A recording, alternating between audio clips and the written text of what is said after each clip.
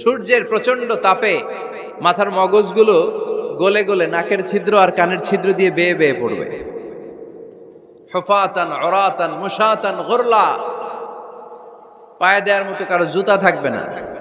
আজকে যে বাটা জুতা পরে আসছেন, অ্যাপেক্সের জুতা, কিয়ামতের দিন জুতা থাকবে পায়ে, গায়ে জামা থাকবে না। Everyone will stand up as naked.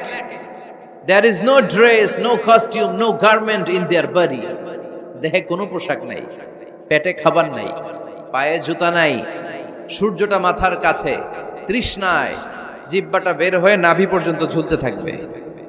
সবাই বলবে আল্লাহ আমারে বাঁচাও, আমারে বাঁচাও। ওই দিন বাবা ছেলেরে চিনবে না, ছেলে বাবারে চিনবে না। অনেক বাবা ছেলের কারণে জাহান্নামী হবে, অনেক ছেলে বাবার কারণে জাহান্নামী হবে। তাহলে তখন বাবা ছেলের শত্রু হয়ে যাবে, ঠিক কিনা?